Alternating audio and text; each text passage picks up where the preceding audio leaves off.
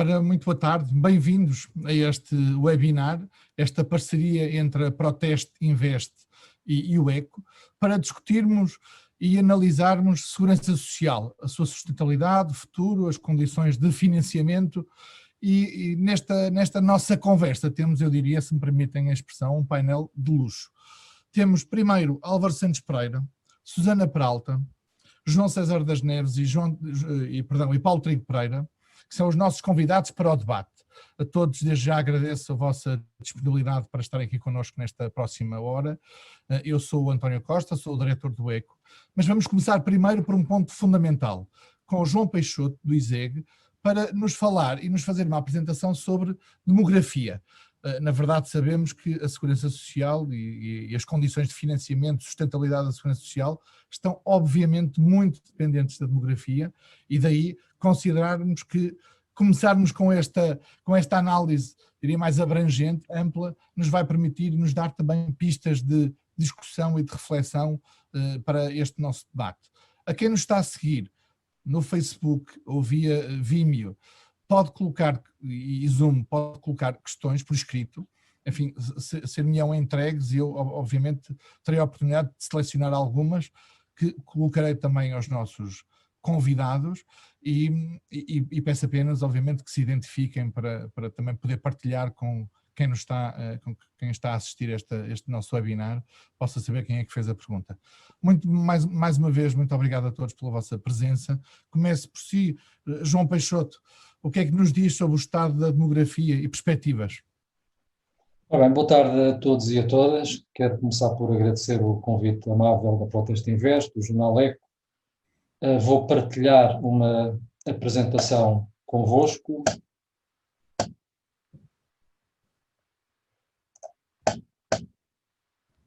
Eu espero que esteja agora bem visível.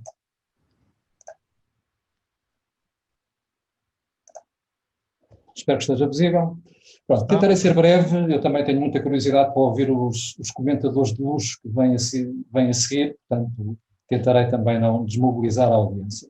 Pediram para falar de demografia, para fazer um enquadramento do debate. Acho que todos nós conhecemos as projeções demográficas feitas em Portugal, têm sido feitas muitas, têm sido muito divulgadas, muito disseminadas. Tentarei não repetir aquilo que todos sabemos, tentarei dizer uma coisa ou outra um bocadinho diferente, não sei se consigo, mas é esse o meu objetivo.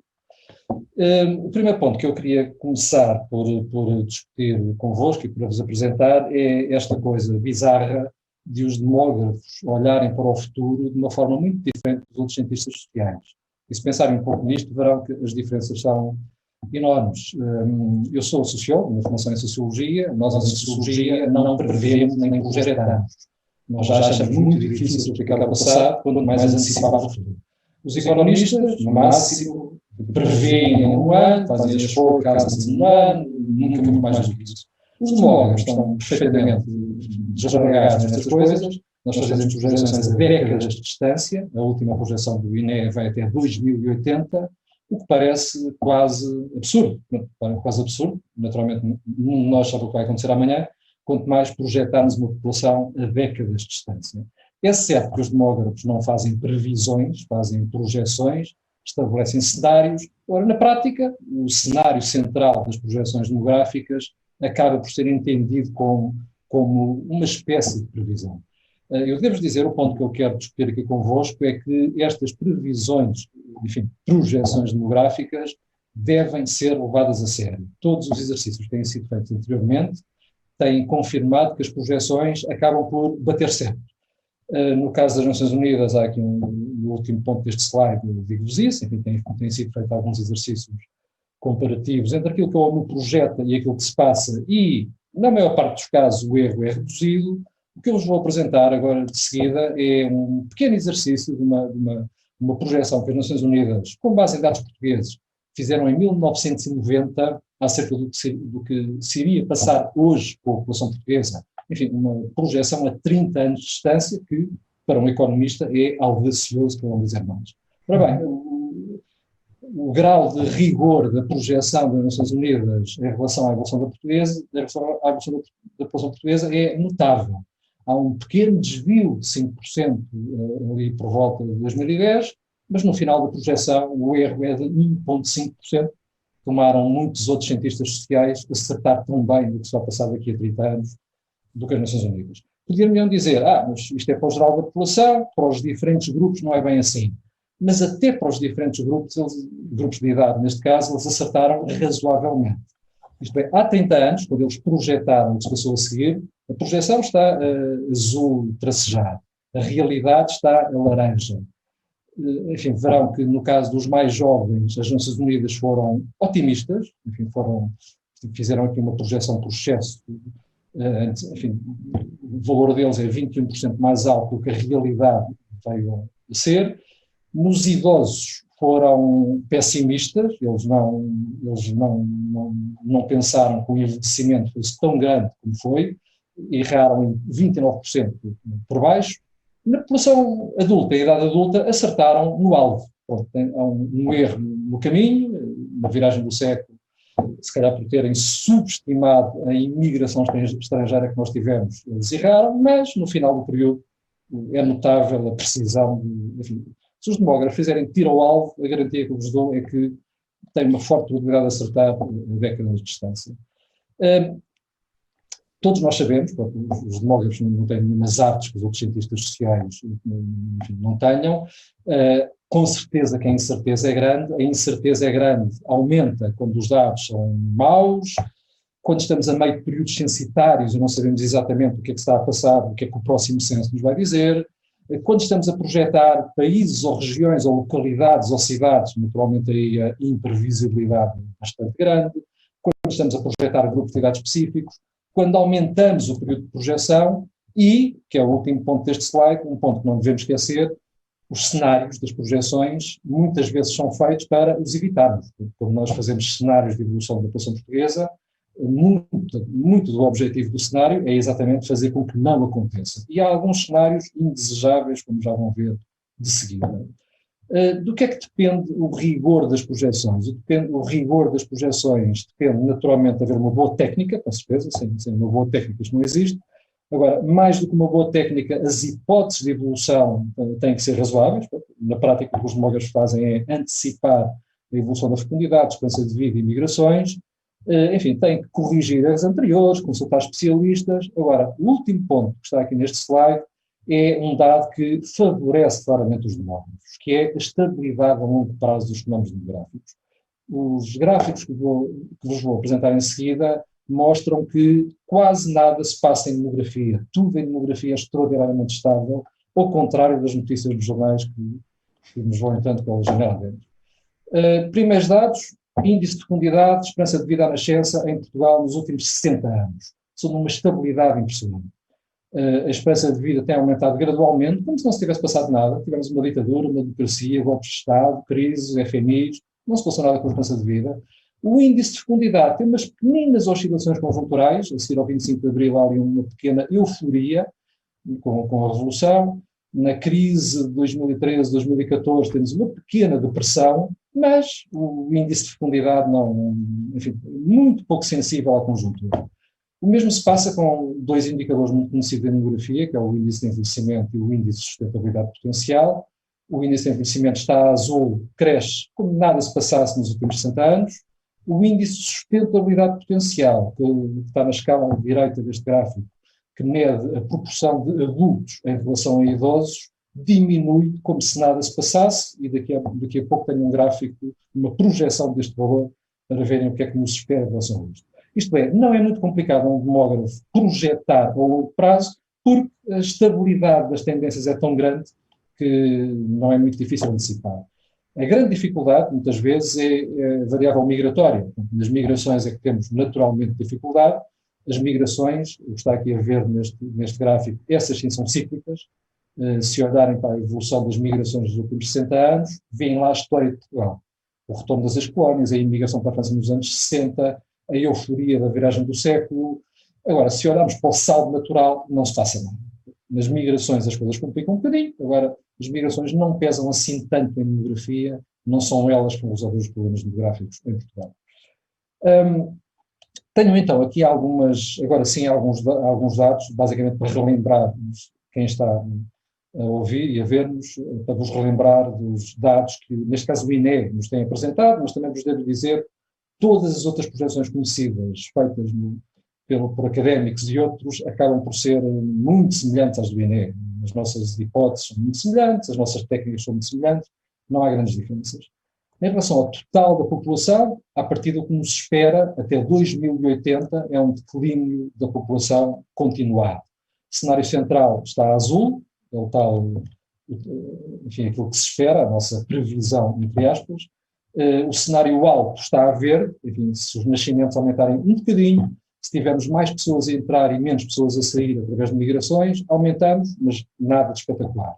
O cenário baixo, o cenário a vermelho, é o mais pessimista. Portanto, aqui sim, se os nascimentos forem ainda menos do que pensamos, mais pessoas a sair, menos gente a entrar, a população portuguesa ainda decresce mais. Agora, temos, com toda a probabilidade, um declínio total da população. Por grupos de idade, temos uma variação brutal. A população em idade ativa, adultos, crescem em cerca de um terço. A população idosa, mais de 65 anos, aumenta em cerca de um terço. A população jovem, a azul, diminui em cerca de um terço. Isto é, a nossa pirâmide de idades altera, que hoje já não é o que era no passado, daqui nas próximas décadas irá inverter-se ainda mais do que aquilo que acontece hoje. O índice de envelhecimento, a relação entre o número de velhos e de jovens, tem um caminho imparável, vai com toda a probabilidade quase duplicar. Os cenários introduzem uma pequena variação, mas não é, enfim, com certeza que fará alguma diferença, mas não é uma coisa brutal. Aquilo que é mais, enfim, que nos dá mais certeza sobre o que está a passar é este gráfico que vos estou a mostrar agora, que é a evolução do índice de sustentabilidade potencial. Na prática, o número de adultos para o número de idosos. Digamos que quando a nossa segurança social foi inventada a seguir ao 25 de Abril, nós tínhamos cerca de 6 adultos para cada idoso, nós hoje temos cerca de 3 adultos para cada idoso e no futuro vamos a caminho de ter 1,5 adultos para cada idoso. Ora, com sistemas de segurança social baseados no princípio de pay as you go, os que estão ativos contribuem para os que estão inativos, naturalmente o desafio demográfico é gigantesco sobre o regime da segurança social. Agora, o que é que as projeções não nos dizem? E na prática vou dar agora a palavra aos nossos debatedores, o tempo vai ser deles e acho que eles vão falar sobre aquilo que eu não falei. Aquilo que eu falei até agora, basicamente é o que todos sabemos. O que é que as projeções demográficas não nos dizem? Primeiro, elas são sempre conservadoras. Apesar da tal estabilidade, nós acreditamos que as coisas se passem como estamos habituados a que se passem. Não antecipamos, naturalmente, acontecimentos inesperados. Não antecipamos a pandemia, com certeza, do Covid-19, mas também devo dizer que, neste momento, nada nos indica que a pandemia venha a ter um efeito assustador sobre a demografia portuguesa. Tudo nos indica que isto não vai ser como em 1918. Em 1918, na altura da gripe espanhola, o número de óbitos em Portugal duplicou. Neste momento estamos, é um cenário impensável nesta altura. As projeções, finalmente, nada nos dizem, que são os últimos pontos deste slide, sobre as políticas com incidência demográfica que devem ser desenhadas, e vou falar delas no último slide, este é o penúltimo. As projeções nada nos dizem sobre as desigualdades sociais. Uma coisa é nós envelhecermos igualitariamente, outra coisa é envelhecermos com desigualdades, e, agora para os meus colegas que seguem, as projeções nada nos dizem sobre algo que é fundamental para percebermos o futuro da economia e da segurança social portuguesa, que é a produtividade, a competitividade, a qualificação das pessoas, porque a riqueza vai depender disso. Isto é, o último ponto que eu tenho neste slide é que podemos ter perfeitamente uma população mais pequena, mais idosa, muito mais produtiva, muito mais, a gerar muito mais riqueza, a sustentar muito mais idosos, se quiserem, do que uma população maior e mais jovem. Último slide, estou no final do meu tempo. Último slide, o que é que podemos aprender com isto tudo? Primeiro, eu acho que os demógrafos, eu incluo informalmente entre os demógrafos portugueses, acho que os demógrafos devem ser levados a sério. A probabilidade de nós acertarmos é elevadíssima. Isto é, tudo indica que vamos ter um envelhecimento acelerado. e que vamos ter uma maior inversão da pirâmide de idades. Tudo indica, enfim, com certeza que podemos ter uma guerra mundial, podemos ter uma pandemia ainda pior, podemos ter um baby boom. Agora, enfim, se nada de catastrófico se passar, o futuro está escrito nas estrelas. Daí que seja, do meu ponto de vista, vital, primeiro, regular as variáveis demográficas. Isto não é uma conversa apenas para economistas, mas é também para economistas. Tudo o que seja feito para promover o aumento da fecundidade, tudo o que seja feito para manter os ganhos da esperança de vida e, sobretudo, a esperança de vida com saúde. Eu sei que neste caso vamos aumentar o envelhecimento, mas acho que nenhum de nós quer morrer mais novo do que aquilo que vai morrer. Não é? A manutenção dos ganhos, isto é indiscutível. A esperança de vida com saúde e não a esperança de vida sem saúde. Acho que devemos controlar as saídas migratórias e devemos estar abertos às entradas migratórias. Eu não conheço nenhum demógrafo, eu conheço poucos demógrafos que sejam contra as entradas migratórias, porque elas acabam por reequilibrar um pouco a demografia. Agora, a migração está muito longe de contrabalançar as outras tendências, a migração resolve pouco, nós já fizemos estudos sobre o peso das migrações no futuro demográfico português e pesam pouco, não é pelas migrações que as coisas se vão resolver. Isto é, o fundamental será regular as variáveis não demográficas. A qualificação da mão de obra, o aumento da produtividade, a reforma da segurança social, os planos de pensões de reforma. Então, com isto passo a palavra aos meus colegas. Eu acho que o quadro futuro está desenhado e acho que é com base nesse quadro que se deve refletir. Agradeço a vossa atenção. Foram estes os meus 15 minutos. Muito bem.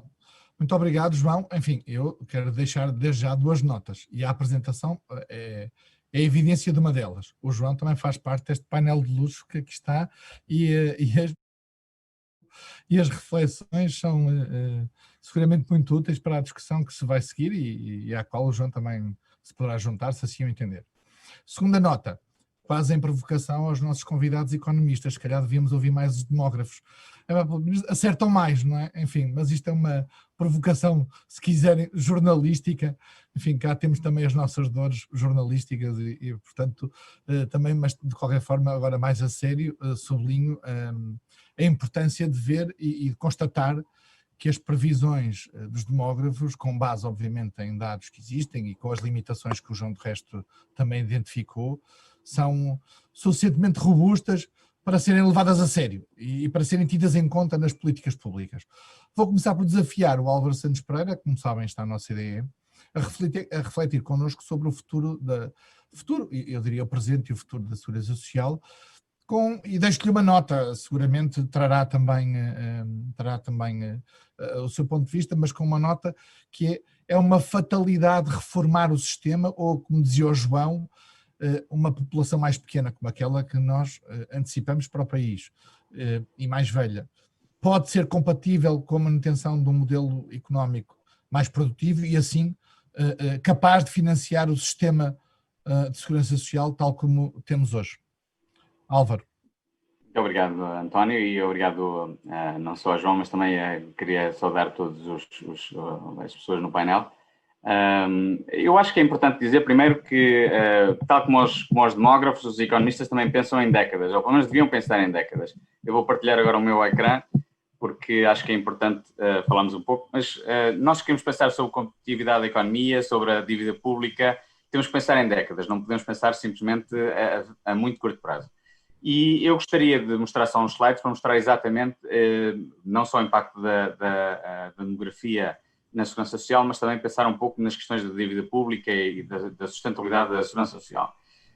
Gostaria também de dizer que, em comentário também ao que o João estava a dizer, o desafio demográfico, como sabemos, não é único para Portugal. Nós temos muitos países em que têm problemas demográficos grandes. Nós, por exemplo, na OCDE calculamos que o último coreano, se nada acontecer, o último coreano vai viver no ano cerca de 2500. Portanto, o envelhecimento da população coreana é extremamente rápido e vai ser ainda mais rápido que o nosso nos próximos tempos. Temos o Japão, que pode ficar com metade da população até 2060. Portanto, estamos a falar de um envelhecimento da população também muito rápido. Mas gostaria também de dizer que eu penso que há, e é isso que é importante, e é por isso que este debate é tão importante, nós temos pela frente pelo menos 5 grandes desafios, não só para Portugal, mas também a nível global, Para Portugal temos o problema do endividamento, que é muito elevado e que obviamente agravou-se com a pandemia. Temos um problema de baixa produtividade, que também é comum a muitos países, mas que em Portugal é um problema ainda mais grave.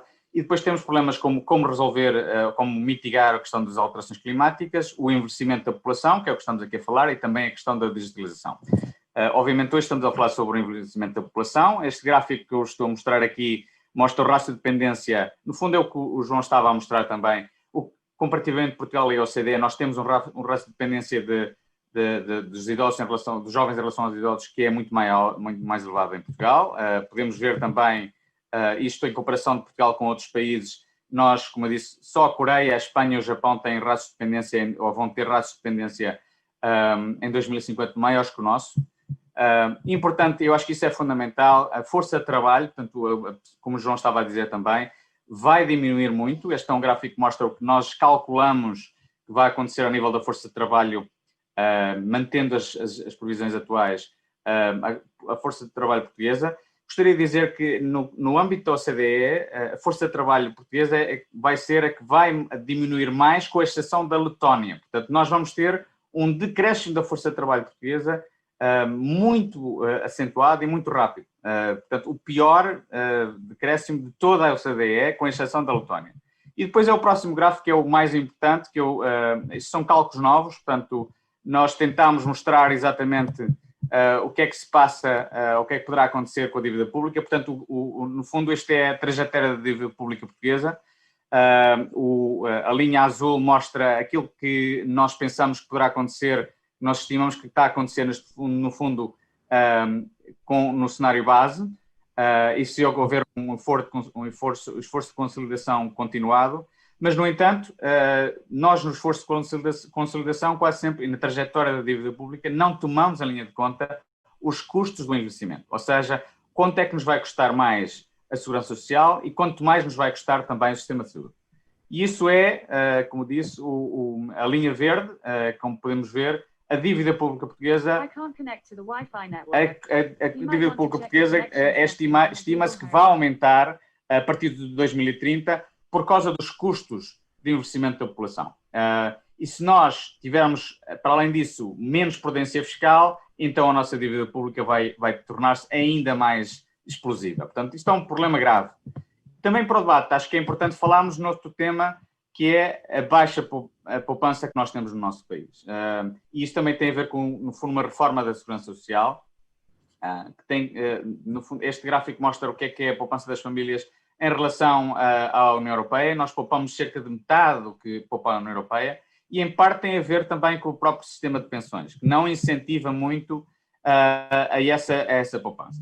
E, portanto, eu acho que o que é que vai acontecer com o investimento? Primeiro, acho que todos nós temos que perceber que vamos ter que trabalhar até mais tarde, temos que criar mecanismos a nível de legislação laboral para trabalharmos até mais tarde. Quem quiser trabalhar mais tarde deviam-lhe permitir que isso acontecesse. Vamos ter que fazer, embora tenhamos feito já algumas reformas de segurança social bastante importantes, nomeadamente a de 2007 foi bastante ambiciosa, não é suficiente para garantir, com o envelhecimento da população e com a fertilidade que nós estamos a estimar e que o João falou, não é suficiente. Portanto, vamos ter um problema que é grave, e isso vai ser refletido também nas próprias contas públicas e na sustentabilidade da segurança social. Portanto, eu acho que este é um dos debates que nós temos que pôr, e vou parar por aqui, dava muito mais a falar, mas podemos ter um debate. Acho que é um debate que nós temos que ter como a nível nacional. Temos que falar sobre estes temas, pôr isto na mesa e pensar exatamente o futuro do país nas próximas décadas, e este é um dos temas fundamentais.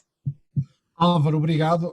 Creio que deixou, em particular, o gráfico da dívida pública é muito expressivo do desafio que temos, enfim, uma palavra retórica quase para o problema, para não dizer o problema, não é? Para o problema que temos pela frente. E, de qualquer forma, devo avisar quem nos está a seguir que amanhã, a esta hora, a partir das 16h30, vamos ter mais uma conferência aqui, parceria do ECO, com a Proteste Invest, precisamente para discutir um dos pontos que o Álvaro Santos Pereira acabou de referir, que é a poupança. O que é que fazemos e o que é que alternativas as pessoas têm, os cidadãos têm, para ter alternativas a pensar, diria, a sua reforma, e numa alternativa ou complementar ao que é o sistema de pensões. Susana, vou desafiá-la a responder, diria quase a esta provocação. Estes números são suficientemente impressionantes para considerarmos que é preciso mesmo mudar o modelo de financiamento da segurança social. É preciso dizer que já tem sido feita alguma coisa. Têm sido canalizados alguns impostos e criados alguns acrescentos a impostos, o AMI, até no IRC também, para, digamos, financiar ou reforçar a segurança social, mas também sabemos que, foi notícia há poucos dias, a pandemia e as exigências que traz levaram o governo a recorrer ao Fundo de Estabilização Financeira, no fundo a almofada do sistema, para financiar algumas políticas. Podemos continuar com o modelo que temos ou temos mesmo que acelerar a sua reforma, nomeadamente no financiamento? É disso que se trata. Então, obrigada, António, pelas questões, e eu queria também começar por agradecer ao ECO e também à Proteste Investa o convite e saudar os ilustres colegas de painel e especialmente o João César das Neves, meu antigo professor, com quem eu tanto aprendi de economia, apesar de hoje em dia, quando nos encontramos, muitas vezes não estarmos de acordo, mas é sempre um gosto enorme estar consigo, João, num painel. Sem desprestígio naturalmente dos restantes oradores, espero que compreendam este saudosismo da minha juventude feliz na Universidade Católica. Eu queria, então, para responder diretamente à pergunta, eu acho que verdadeiramente tanto a apresentação que o João Peixoto aqui trouxe, como depois a do Álvaro Santos Pereira, mostra perfeitamente que nós temos de começar, se calhar, verdadeiramente a dissociar a demografia do problema da segurança social. Não é evidente que a demografia vai sempre ser uma parte da questão e é evidente que todas as reformas paramétricas, ou seja, dentro do sistema que nós possamos fazer, como certamente aumentar a idade da reforma, essa é uma evidente, porque não há nenhuma razão para que nós temos um aumento da esperança de vida e de continuarmos a ter uma enorme resistência a aumentar a idade da reforma, sobretudo em certas profissões que são menos penosas para as pessoas, enfim, há umas que são mais difíceis, e depois também se liga com um outro debate, que é o próprio debate da qualidade do trabalho, porque no fundo muitas pessoas que têm empregos extremamente divertidos como o meu, eu não estou perto da idade da reforma, mas aquilo que eu queria era trabalhar até muito mais tarde do que aquilo que é suposto, e portanto é evidente que isso também prende-se com este debate da qualidade do trabalho e no fundo porque é que as pessoas não querem continuar a trabalhar, que eu acho que é também um debate que faz parte já agora deste debate do financiamento da segurança social. Eu queria só mostrar aqui só rapidamente 2 slides muito rápidos. Vamos a isso. Eu acho que estão aqui. Share, eu tenho privilégios, tenho. Então, este que aqui está é... Está, exatamente. Este que aqui está é um slide que mostra portanto, o peso do rendimento do trabalho nas economias, genericamente, portanto, a azul temos as economias avançadas e depois por baixo temos as economias menos avançadas, e aquilo que nós vemos é que realmente há um decréscimo histórico do peso do trabalho. Enfim, a linha não é tão bonitinha, não dava para fazer tiro ao alvo, como as curvas do João Peixoto, mas é evidente que o decréscimo está lá e, portanto, nós temos que nos preocupar com isto. Ou seja, para além do envelhecimento da população, a questão é percebermos se mesmo um aumento da produtividade que poderia estar eventualmente ao virar da esquina, se nós estivermos de facto à beira de uma nova revolução industrial, com a digitalização das economias, etc., será que nós vamos conseguir traduzir isso em rendimentos do trabalho? Porque nós, historicamente, temos a segurança social financiada por rendimentos do trabalho e a razão é porque ela foi imaginada e bem como um mecanismo de seguro para substituir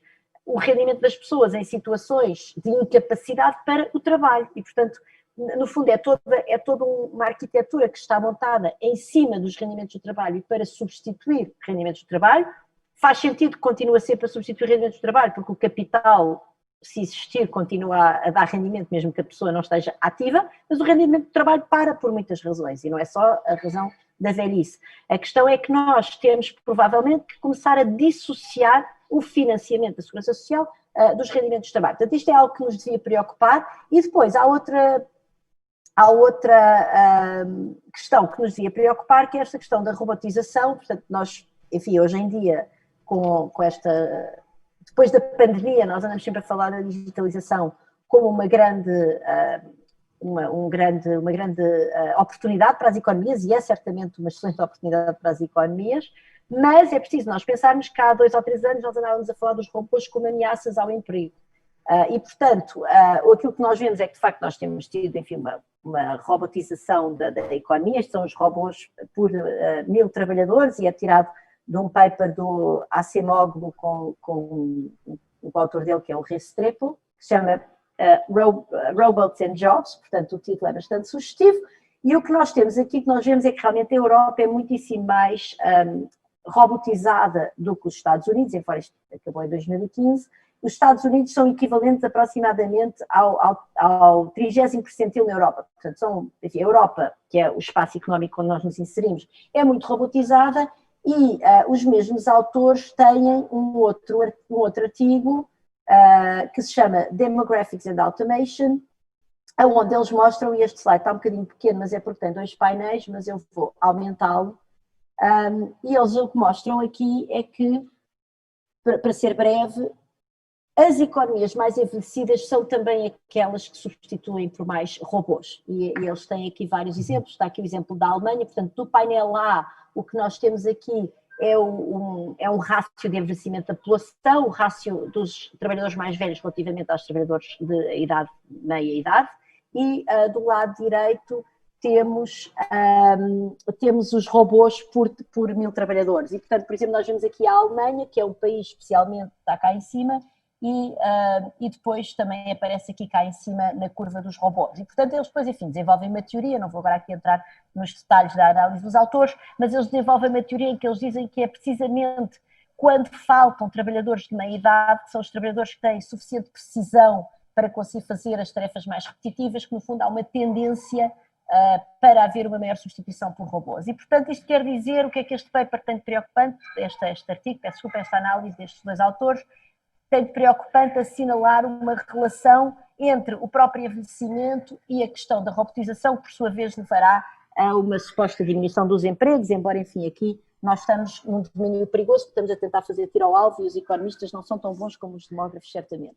E, portanto, é evidente que a mim me parece que, quer dizer, que não há grande volta a dar, que enquanto nós continuarmos a debater a sustentabilidade da segurança social apenas baseada nos rendimentos do trabalho, vamos estar sempre num beco sem saída, por estas várias dimensões. E, por outro lado, eu julgo que é também importante, e vou já calar-me, quando nós falamos da sustentabilidade da segurança social, ela tem 2 dimensões. Tem uma sustentabilidade financeira, que é vamos ou não vamos ter dinheiro para as pagar, mas tem uma sustentabilidade social também, tem uma dimensão de garantir que as pessoas não passam mal, não passam privações, ou seja, que nós não voltamos a uma situação pré-Segunda Guerra, em que, no fundo, as pessoas estavam dependentes apenas das redes de apoio familiares. De facto, é muito mais eficiente haver uma partilha de risco que seja ao nível de toda a população. E, portanto, desse ponto de vista, a mim parece-me que não temos outra alternativa senão, de facto, avançar com outras fontes de financiamento, como já há em Portugal algumas tentativas que são, enfim, incipientes, mas não me parece que tenhamos alternativa a prazo, se não ir por aí, e pronto. Obrigado, Susana. E, de qualquer forma, acrescento o tema que neste Orçamento de Estado que estamos nesta altura a discutir também é trazido à discussão, que é como é que se financiam regimes que são contributivos e os não contributivos e quem é que os paga, não é? E nesta altura essa é uma discussão também muito importante e que vai de encontro também a esse ponto precisamente não só de como se financia, mas do acesso e quem é que é protegido. Paulo Trigo Pereira. Enfim, a Susana, diria, se me permite a expressão, chutou à baliza. Aumenta a idade da reforma e trazer novas fontes de financiamento alternativas e que dissociem, digamos, deste tema do fator trabalho, porque a economia evoluiu. Partilha desta visão de que é preciso mudar mesmo estas fontes de financiamento? Boa noite a todos. Antes de mais, os agradecimentos também à Proteste Invest e ao ECO, e saudar todos os membros do painel.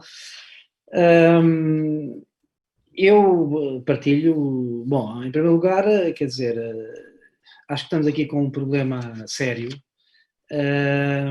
mas o problema sério não se resolve nem com remendos,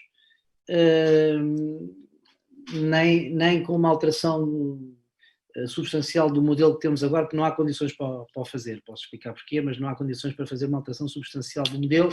Obviamente que é possível fazer aquilo que já se está a fazer, mas que é pequeno, que é alterar, digamos, as bases tributárias sobre as quais incidem o financiamento da Segurança Social. Basicamente está-se a afastar um bocadinho do trabalho e está-se a pôr outro tipo de imposto a financiar o sistema de segurança social.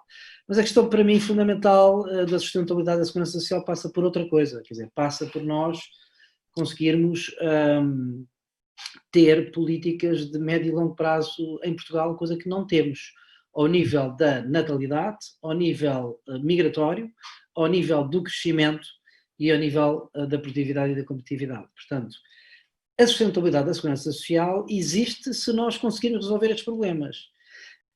Eu fico, digamos assim, um pouco preocupado, não é? Quando eu conjugo as projeções que o João Peixoto trouxe aqui com as projeções que vocês têm na página 25 dos elementos informativos e complementares do Orçamento de Estado. Não sei se vocês viram uma tabela que lá está sobre o que é que se prevê, sobre, ou seja, nos cenários sobre a sustentabilidade da segurança social, eles assumem hipóteses sobre o crescimento do PIB real na década de 20, na década de 30, de 40 e de 50. E os valores são estes: década de 20, 1,2, década de 30, 1, década de 40, 1,2 e década de 50, 1,4. Ora bem, com esta taxa de PIB real, nós não vamos a lado nenhum. Ou seja, aquilo que eu acho que nós devíamos começar a discutir, houve algum debate, mas muito pouco, e quando eu digo políticas de natalidade, os estudos empíricos mostram que as mulheres portuguesas gostavam de ter mais filhos do que têm efetivamente. Portanto, no fundo, de adequar as políticas para que, digamos assim, a parentalidade desejada, em particular das mulheres, que é quem tem os filhos e quem tem, apesar de tudo, continua a ter o ónus fundamental, seja retomada. Portanto, nós, quer dizer, quando falamos em mudar o modelo, não é? Nós temos um modelo com 3 pilares.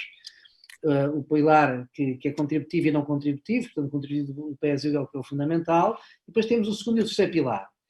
O segundo pilar, que é o pilar associado às empresas e aos ramos de atividade, em Portugal é muito pouco desenvolvido. Nós tivemos os fundos de pensões bancários, os CTTs, a Caixa de Previdência dos jornalistas, advogados e solicitadores.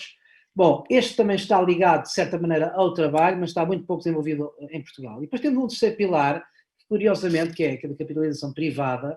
Curiosamente também tem 2 componentes, tem a pública que se fala muito, mas tem uma privada que ninguém fala e que até tem uma grande rentabilidade, ou seja, a reforma de 2007 introduziu, digamos, um mecanismo de capitalização público que também dá para ser, digamos, pensado. Eu não sei, quer dizer, penso que se calhar já estou a atingir um tempo suficiente de intervenção, vou finalizar dizendo o seguinte: nós temos que atacar, nós temos um sério problema em mãos, não é? Temos um sério problema em mãos em relação à sustentabilidade da segurança social. E quando eu digo sustentabilidade, já agora, a segurança social é sempre sustentável, desde que a gente mexa em 3 variáveis: contribuições, número de anos de trabalho, idade da reforma e o rácio de substituição entre a primeira pensão e o último salário. O problema é que nós as projeções atuais estão a reduzir. Ou seja, se nós dermos às gerações presentes, quando se formarem 20% de pensão em relação ao seu último salário, eu consigo manter equilibrado e sustentável a segurança social, mas não é isso que nós queremos, não é?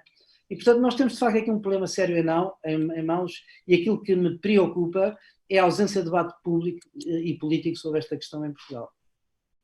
Ora bem, Paulo, é também por isso que estamos aqui e da minha parte do ECO vamos continuar a promover isto, mas eu não posso deixar de sublinhar aqui 2 notas. O Paulo acho que trouxe também pontos muito interessantes de avaliação, mas eu gostava também em jeito de provocação com o professor César das Neves, digamos, perguntar se estamos mesmo numa fatalidade, como parece ter indiciado o Paulo Trigo Pereira, que é: não temos condições para mudar o modelo, portanto temos que trabalhar e presumo de forma incremental o modelo, porque o modelo de alteração, digamos, mais robusto ou mais profundo, talvez não haja condições. César das Neves. O que é que acha? Eu aí estou completamente de acordo com o professor Trigo Pereira. Eu acho que não se consegue mudar. Quer dizer, em termos políticos, primeiro, quem pode mexer na segurança social é a esquerda. Se a direita tocar na segurança social é o fim do mundo. E a esquerda não quer mudar esse sistema. Portanto, se calhar havia outros melhores, mas não vale a pena. Vamos ver com este. Agora, eu sinceramente, parece-me do painel, e mais uma vez queria cumprimentar a todos e agradecer o convite também, eu sou o menos pessimista. Porquê? Eu acredito piamente nas projeções da demografia, mas tenho a certeza que daqui a 20 anos o mundo é outro. E daqui a 40 ainda mais, e daqui a 50 ainda mais. Estas projeções parecem-me sempre como aquelas projeções em Londres, no princípio do século, em que eles previam que o estrume causado pelos cavalos que eram necessários para a população movimentar-se ia subir pelas paredes acima, porque eles estavam a pensar que íamos continuar a ser puxados por cavalos. Entretanto, apareceu outras coisas. Eu acho que o exemplo dos robôs que a Susana há bocadinho levantou é isso mesmo. Quer dizer, essas coisas vão mudar. E, portanto, eu sinceramente estou muito preocupado com a demografia por razões culturais, por razões nacionais, por razões familiares, por razões psicológicas. Não estou preocupado por razões económicas, sinceramente. Porque a economia ajusta-se, a economia vai ao sítio. E mesmo em termos financeiros, não me parece que seja um problema grave. Porque é importante perceber que a maior parte do problema do envelhecimento é uma coisa ótima. É nós vivemos mais tempo.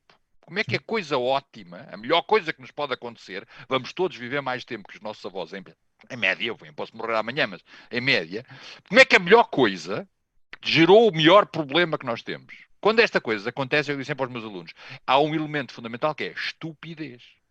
Quer dizer, só a estupidez é que faz com que a melhor coisa gere o pior resultado. E nós continuamos a assumir, por exemplo, que os 65 anos é a idade em que as pessoas ficam velhas. E não é verdade. Quer dizer, era verdade há 50 anos, hoje não é. Temos que aumentar a idade da reforma, não porque seja necessário, mas porque é o razoável. As pessoas com 70 anos hoje têm muito mais vigor do que antigamente tinham os 50. Não é? Portanto, ajustar à realidade, as coisas ajustam. Depois há os robôs, há uma mudança. É evidente que o peso do trabalho está a diminuir, porque o trabalho está a diminuir, mas o capital é das pessoas. Não é? Em termos políticos, eu estou plenamente de acordo com o que já vários disseram. A gente não tem planeamento a longo prazo, nunca vamos ter, e o curto prazo vai sempre dominar. Mas, por outro lado, há uma coisa que me descansa imenso neste problema e que me assusta imenso noutros problemas, que é, enquanto tivermos uma democracia, e em princípio vamos continuar a ter democracia, os velhos são muitos e votam. Os jovens são poucos e não votam.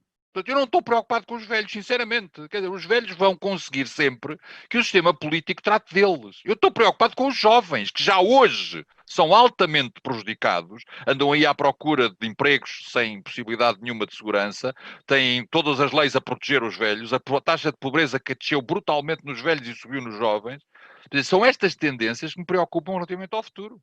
Quer dizer, nós temos um sistema que já hoje, e cada vez mais pela dinâmica demográfica, está a favorecer os mais velhos e a prejudicar os mais novos. E isto parece muito preocupante para o país. O único problema que não me preocupa são as pensões de reforma, sinceramente. Pois, esse é um bom ponto para a discussão, e eu desafio desde já o Álvaro Santos Pereira e a Susana e o Paulo também a responderem a este otimismo, e vá lá, haja alguém a ver isto com algum otimismo, sobre a preocupação que temos de ter, sobretudo com os jovens, não tanto com os velhos, que estão cobertos de alguma maneira pela sua força de expressão eleitoral. Álvaro. Eu concordo completamente com... Acho que todos nós concordamos com aquilo que foi dito até agora, não é? Certamente concordo também com o que o João estava a dizer. Aliás, eu acho que os livros dele e a história económica de Portugal mostram muito claramente que as coisas mudam e a economia vai mudando. No entanto, a verdade é que existem desafios bastante grandes pela frente, e este é um deles, um dos grandes desafios que nós temos pela frente. Temos que nos adaptar. Claramente que eu também digo a mesma coisa, não só dizia aos meus alunos, e agora digo às minhas equipas aqui também, que o investimento é um bom problema para todos nós, porque é um problema exatamente que nós estamos a viver mais tempo, portanto, e vivemos com muito mais saúde. O problema da sustentabilidade da segurança social, há uns anos atrás, as pessoas viviam até aos 65, reformavam-se aos 62, portanto, para o Estado não havia problema. Agora as pessoas reformam-se aos 65 ou aos 67, mas as pessoas vivem até aos 100 anos, porque no Japão, por exemplo, e noutros países, o grupo etário que está a aumentar mais rapidamente são os centenários. E, portanto, isso é um bom problema. Agora, não é sustentável mantermos as pessoas sem trabalhar ou sem fazer nada durante 30 anos à espera que o Estado pague. Isso é uma questão muito complicada. Mas eu concordo completamente com o que o João está a dizer e também com o Paulo disse, e a Susana também, que, primeiro, não um dos problemas que nós temos em Portugal é que nós não pensamos o país a médio e longo prazo. Nós não pensamos. Nós não há muito pouca a tradição e o debate que existe, por exemplo, nos países nórdicos e noutros países, em que os próprios parceiros sociais estão preocupados como é que nós vamos enfrentar este problema, quer seja da robotização, quer seja a questão do investimento, quer seja a questão do endividamento. Os próprios parceiros sociais e os partidos políticos falam sobre estes temas. Nós não.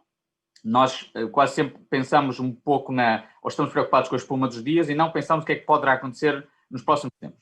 O segundo tema que eu acho que o João falou e que eu acho que é fundamental é que nós continuamos a não dar importância aos jovens que devíamos dar. Ou seja, nós devíamos estar a tentar promover uma sociedade cada vez mais empreendedora, dar oportunidades aos jovens e, no entanto, estamos a criar uma sociedade cada vez mais dual.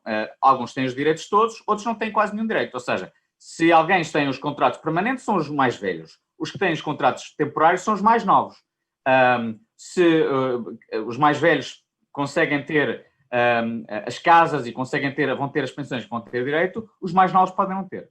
E, portanto, é importante que nós começamos a pensar isto, e globalmente, no fundo, para que seja um país, que tenhamos e construamos um país para todos e não só para alguns. Esse é um dos grandes problemas que nós temos, e não só nesta área, mas também noutras áreas.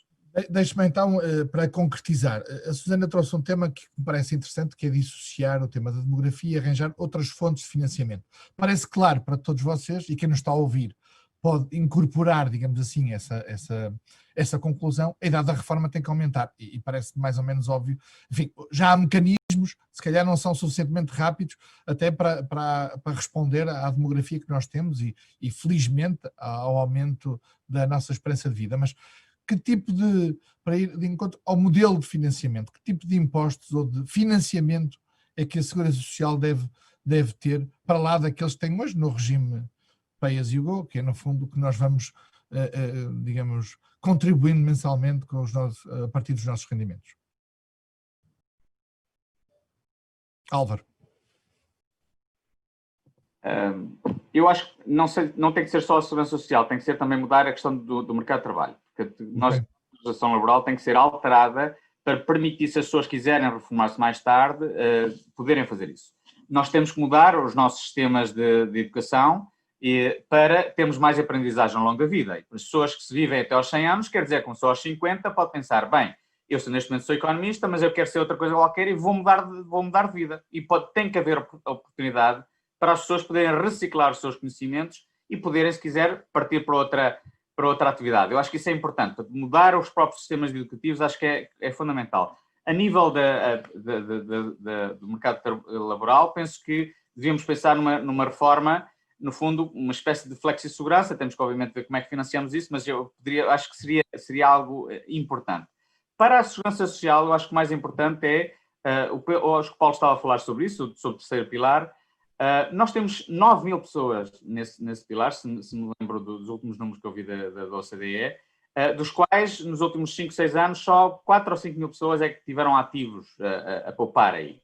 Nós temos que não só aumentar os incentivos, como também simplificar um pouco a possibilidade de incentivar as pessoas a pouparem um pouco mais, para que nós também poupamos muito pouco a nível global, pouparmos um pouco mais e usarmos exatamente a segurança social para podemos aumentar a poupança nacional, isso que é fundamental para podermos também investir mais.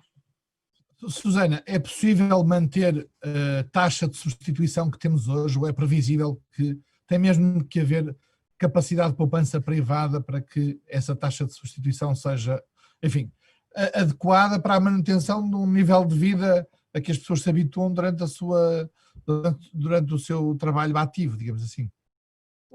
Eu queria, sim, relativamente à questão da poupança, eu julgo que é preciso ter um bocadinho de cuidado, porque ou seja, é evidente que é preciso incentivar a poupança, eu não tenho nenhuma dúvida disso. No entanto, isso não é panaceia, porque aquilo que nós sabemos da evidência de outros países onde são introduzidos esquemas de poupança, de veículos privilegiados, poupança, reforma, etc., é que isso tem depois um efeito de diminuição dos outros veículos de poupança, ou seja, quando as pessoas põem €1 num veículo de poupança dedicado à reforma, isso não é €1 de aumento da poupança nacional, porque as pessoas acabam por estar a retirar de outros veículos. É um aumento, por exemplo, uma estimativa que eu vi recentemente para o Reino Unido é aproximadamente um aumento de 50 cêntimos, enfim, em libras, não é? Portanto, Cada euro metido num veículo de poupança para a reforma representa, na verdade, um aumento verdadeiro da poupança de 50% disso, porque as pessoas estão a retirar de outros veículos de poupança. Mas isso não é panaceia e, por outro lado, o que nós temos neste momento, já agora, no mercado de capital, é um mercado de capital que está um bocadinho estranho e nós não temos nenhuma garantia que ele vá ser menos estranho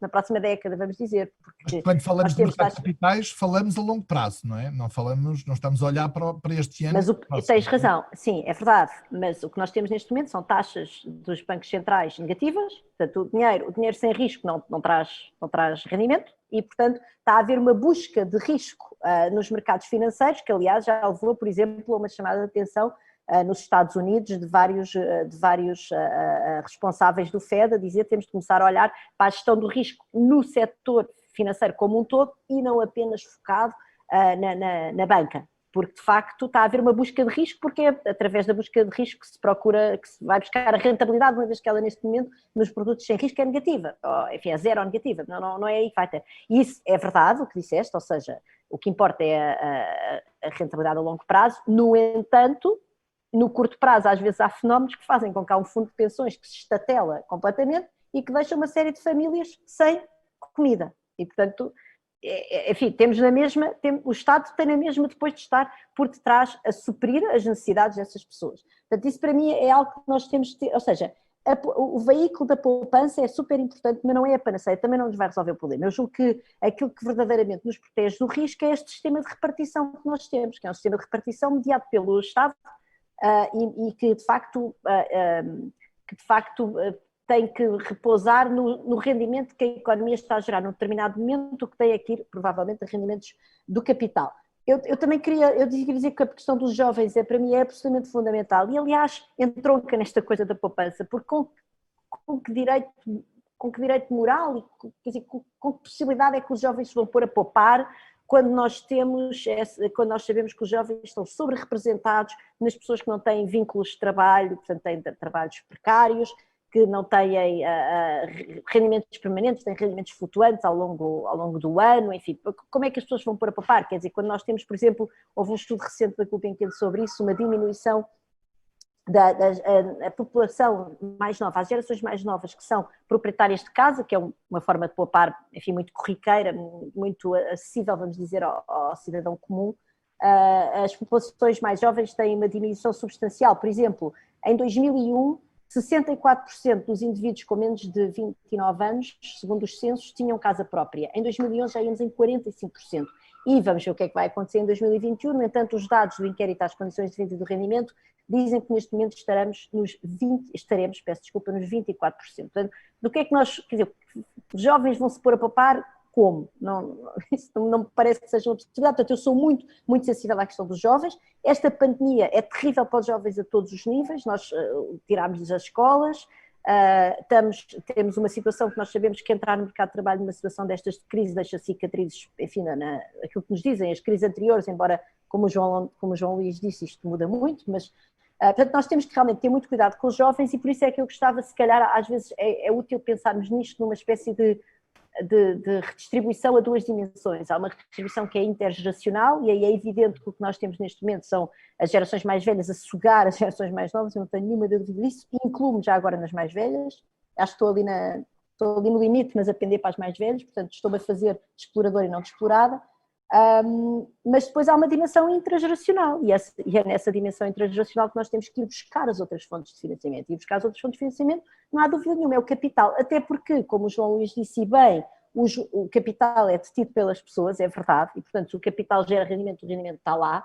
mas a detenção, a propriedade do capital é muitíssimo desigual. Portanto, aquilo que nós temos de fazer é criar impostos sobre o capital que permitam, de alguma forma, igualizar, não vou dizer que temos que tornar a propriedade do capital igualitária, não vou por esse caminho, estou só a provocar o João Luís, mas vou dizer que é preciso, obviamente, criar impostos sobre o capital que igualizem, que tornem mais igualitária a distribuição desse, porque esse rendimento realmente vai estar lá e com os robôs é ótimo, é uma sociedade, aliás, maravilhosa, se nós podemos ter mais robôs a fazer os trabalhos chatos, isso é ótimo, mas é preciso que esse rendimento depois seja de alguma forma distribuído, eu não estou a dizer que seja igualitário, mas para mim esse é o caminho, são impostos sobre o fator capital. Muito bem, eu vou já pedir ao João César das Neves para refletir sobre estas observações da Susana, mas gostava antes de colocar uma questão ao Paulo Trigo Pereira. Estamos mesmo dependentes apenas do modelo, isto é, da participação e da intervenção do Estado para reformar o sistema? Ou aqui a poupança privada, até como referiu, tendo em conta os pilares, os outros dois pilares que são pouco usados, na verdade, e o segundo, na verdade, os sucessivos governos até acabaram por diminuir ainda mais com a integração, recordo-me, de fundos de pensões, do CTT ou de outras empresas, no próprio Estado. Paulo Trigo Pereira. Isso foi por razões de eliminação quase completa do segundo pilar, foi por razões de imediatas de finanças públicas, não é? Tapar buracos. A Alemanha aposta muito no segundo pilar, muito no segundo pilar. E é bastante interessante porque esse sim, eu penso que poderia ser complementar do primeiro pilar, o segundo pilar. O terceiro é assim, eu não tenho nada contra os produtos de poupança, antes pelo contrário, mas temos que perceber que não resolvem o problema. E não resolvem o problema pela razão que a Susana já falou. Quer dizer, o problema centra-se, e aqui estou completamente de acordo com o César das Neves, nas gerações mais novas. Nós temos aqui um problema, as gerações mais novas não só são precárias, quando eles chegarem à idade de reforma, têm uma vida contributiva altamente irregular e se calhar nem têm o número mínimo nem sequer têm o número mínimo de anos, se calhar até vão entrar no regime não contributivo e não no regime contributivo da Segurança Social. Portanto, nós temos aqui um problema, que é a geração mais nova, e essa geração mais nova não poupa. Portanto, produtos de poupança reforma são comprados por quem? São comprados por classe média e classe média elevada. Portanto, isso não é por aí, apesar de eu perceber, digamos assim, a área de negócio da Proteste Invest, e acho muito bem, quer dizer, acho que isso deve ser complementar, mas não é por aí. Eu acredito muito mais em dar um passo e, por exemplo, repensar, estudar bem o modelo alemão e repensar o segundo pilar, do que um terceiro pilar. Já agora deixem-me só uma nota importante sobre a questão da idade da reforma, que é uma coisa importante. Porque eu aqui não estou em sintonia com algumas intervenções. Eu acho que a idade da reforma, obviamente tem que haver uma idade estatutária a partir da qual se tem direito à pensão, mas deve ser o mais flexível possível. Ou seja, deve ser adaptável, as pessoas devem poder optar. Há quem esteja confortável a trabalhar até aos 70 anos, porque se calhar teve uma vida de trabalho agradável, e há quem chega à idade estatutária da reforma completamente em burnout e não pode trabalhar em mais um dia. E, portanto, nós temos que ser inteligentes, e nisso é que eu estou mais de acordo com o César das Neves. Ou seja, nós temos que, de facto, ser criativos e inteligentes no desenho de soluções que não sejam one size fits all. Esta coisa do one size fits all, e vamos agora aumentar a idade da reforma para todos, para os 68 anos, isto para certas pessoas é exasperante, quer dizer, para não dizer, digamos, deprimente, e temos que arranjar modelos, digamos assim, quer ao nível do financiamento, quer ao nível da relação em relação ao segundo pilar, quer ao nível da fase de transição para a reforma, muito mais criativos do que temos agora. Muito mais criativos, e que as pessoas possam jogar um bocadinho e adaptar. Eu posso preferir, mesmo que a idade estatutária seja 68, posso estar disposto a trabalhar até aos 72, ou posso dizer, não, mais cedo, part-time, quer dizer, não, é uma coisa, ou trabalhar uns anos naquela fase de transição em part-time, quer dizer, temos que ser muito mais criativos neste nível e pensar em soluções que não sejam one size fits all. João César das Neves, vamos para a tributação do capital para financiar a segurança social, não igualitário, sublinhou a Susana. Eu acho que é provável que eles vão fazer isso, mas há uma outra maneira muito mais elegante, não é? Eu acho que há uma maneira muito mais elegante de fazer isso, que chama-se déficit da segurança social. Porque aquilo vai ser tapado. Como eu disse, quer dizer, a pressão política é de tal maneira que eles vão ter que pagar. E, portanto, neste momento, o ponto extraordinário é que se a segurança social dá lucro ou dá prejuízo, aquilo pertence tudo ao Estado. Portanto, do outro lado vai para lá. De onde é que vai? Se calhar é melhor nem sequer definir. Quer dizer, se nós agora vamos dizer, é este imposto que vai pagar, estamos a atribuir, que aliás é um erro técnico de finanças públicas, a atribuir uma receita a uma despesa. É muito mais prático fazer desta maneira, que é o que vai acontecer. Primeiro, não tenho dúvida nenhuma que é ao Estado que a gente vai pedir. Cá em Portugal, até quando os bancos vai abaixo, é o Estado que vai entrar, não é? Como nós vimos, portanto, até a poupança dos investidores, dos especuladores, etc. No final é o Estado que entra com a massa, e desde que deixou de dizer que entrava, tem que fingir e arranjar uns fundos de resolução onde ele mete o dinheiro para depois fingir que não é ele que está a dar. Portanto, é assim, o nosso problema dramático não é nenhum destes. O nosso problema dramático é a descapitalização da economia portuguesa. Nós estamos com a economia completamente descapitalizada. Não temos poupança, estamos endividados, vendemos os capitais todos ao estrangeiro, porque andámos a viver acima das nossas posses, quer dizer, de lá para onde der, foi isso que nos aconteceu desde que a gente descobriu que a Europa afinal era para a gente, não era uma ameaça, mas era pelo contrário para a gente ganhar, e tem sido uma festa nos últimos 20 e 30 anos, não é? E é esse o drama, quer dizer, nós não temos capital sequer, não é um problema de tributar o capital, nós não temos capital, andámos a esbanjar o que tínhamos e o pouco que tinha sido investido, afinal, puf, desapareceu porque foi mal investido, não é? E este é um problema no futuro, claro, mais uma vez. E daqui a uns tempos vamos demargar isso. Enquanto as taxas estiverem baixinhas, a gente não nota, quando as taxas estiverem a subir. Agora, o que é extraordinário é que mesmo com as taxas baixinhas a gente não investe.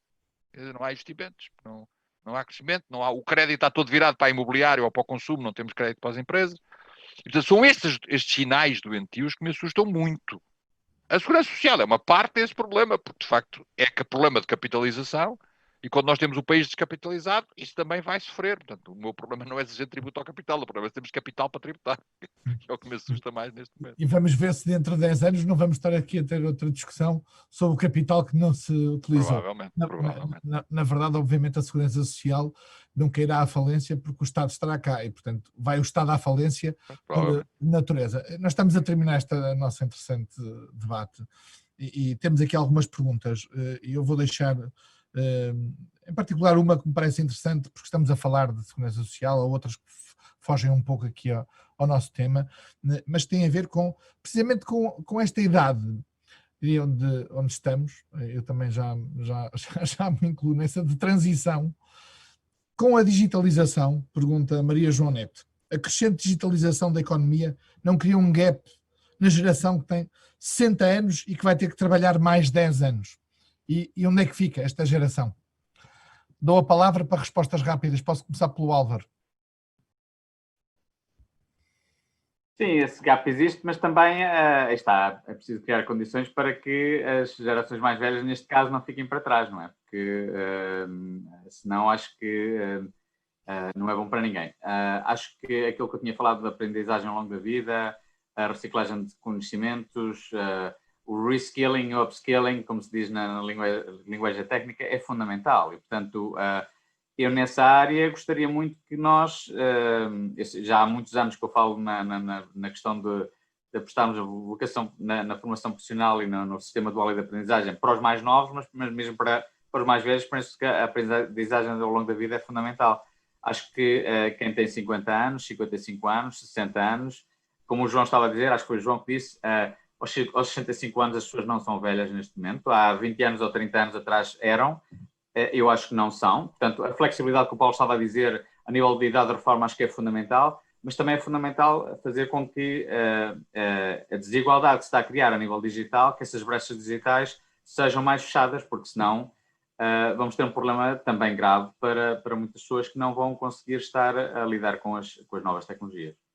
Susana, é sempre este tema da transição, em várias dimensões, mas também neste caso da digitalização da economia e de quem está, digamos, a sofrer o impacto direto no seu processo de trabalho. Sim, mas eu julgo que aí nós temos mesmo, eu estou totalmente alinhada com o que o Paulo Trigo Pereira disse há pouco, porque de facto ou seja, há relações muito diferentes com o trabalho, não é? E nós não podemos de maneira uniforme querer que as pessoas vão todas trabalhar até muito mais tarde e, portanto, é evidente que é preciso desenhar esquemas em que a coisa seja muito mais como quando nós estamos temos de pensar naqueles saquinhos de gelo, quando nós estamos a fazer sacos de gelo, não é? Nós podemos encher aquilo até meio e podemos fazer a mesma quantidade de gelo trabalhando diferentes sacos de gelo de maneira diferente. Nós pensamos em cada um daqueles sacos de gelo como os anos, vamos dizer, entre os 65 e os 75, podemos pôr ali uma quantidade de trabalho variável naquela dimensão que o Paulo disse, obviamente desenhando incentivos financeiros que sejam razoavelmente justos, pronto, mas que apesar de tudo incentivem as pessoas a trabalhar, mas que permitam às pessoas um ajustamento em função daquilo que são as capacidades das pessoas e daquilo que é, no fundo, o tipo de emprego, o tipo de trabalho que as pessoas podem almejar, porque é verdade que há pessoas que têm trabalhos horríveis e nós não podemos obrigar essas pessoas a trabalhar até mais tarde. E aí eu não tenho nenhuma dúvida, quer dizer, que entre a segurança social na sua dimensão mais abrangente, que não é apenas de pensões de velhice, é um mecanismo de substituição dos rendimentos que tem que ir em auxílio dessas pessoas, porque há pessoas que têm trabalhos que são muito, muito pouco agradáveis e nós não podemos condená-las numa fase de transição, naquela como estamos a viver, a trabalhar de forma, enfim, que é quase desumana, não é? Obrigar as pessoas a um sofrimento desse. Há imensos problemas de saúde saúde mental, de suicídios ligados ao trabalho, não podemos forçar essas pessoas a ficar no trabalho, isso para mim é pacífico. Temos que continuar, portanto é preciso ir buscar dinheiro para pagar essas pessoas, para não as sacrificar muito. Paulo, últimas notas e tendo em conta também esta observação desta... Deixa-me só dizer mais uma vez, isto não é uma questão de geração, Eu acho que é muito importante nós pensarmos na geração, mas depois dentro da geração há os sortudos e os menos sortudos, e os sortudos podem continuar a trabalhar, não há nenhuma razão para parar. Muito bem. Paulo?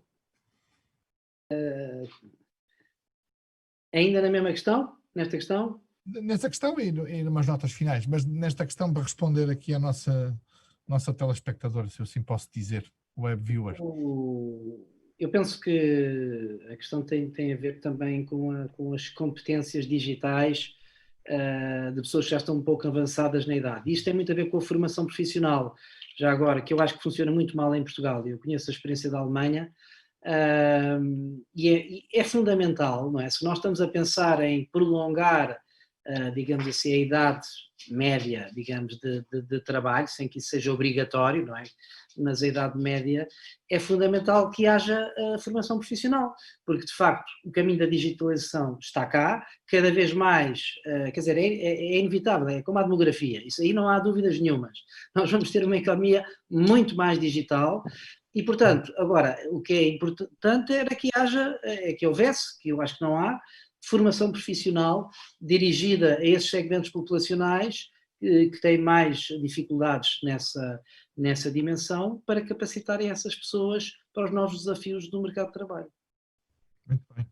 Não, César das Neves, os velhos, passa a expressão, têm muito poder eleitoral, mas também atravessam, diria, os que trabalham há mais anos atravessam este desafio da transição digital. Eu, por acaso, sinceramente, peço muitas vezes desculpa outra vez, mas acho que vejo o problema ao contrário do que as pessoas estão a ver. Quer dizer, as pessoas dizem, os jovens agora nascem nativos digitais, portanto sabem, e os velhos têm dificuldade. Eu acho que é exatamente ao contrário.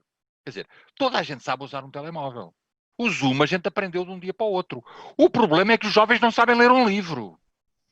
O facto dos jovens serem nativos digitais é uma falha para eles, porque eles não são capazes de ler um livro. Os velhos são capazes de usar o telemóvel e ler um livro.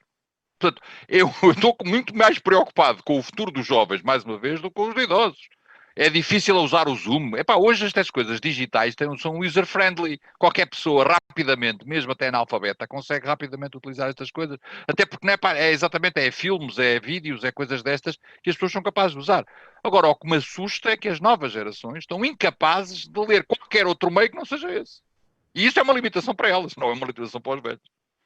Fica esta última nota. Quero agradecer-vos a vossa participação, a vossa disponibilidade, também nesta iniciativa conjunta do ECO com a Proteste Invest. Mais uma vez, amanhã vamos estar cá a falar sobre poupança, enfim, o outro lado, esse pilar que o Paulo Trigo Pereira há pouco falava e o Álvaro Santos Pereira, que de facto também é pouco utilizado. Aqui noto, enfim, deixo 2 ou 3 notas de conclusão, se me permitem, e se os meus e os nossos convidados não concordarem, enfim, numa próxima oportunidade vão ter a oportunidade de retorquir o que eu vou agora dizer.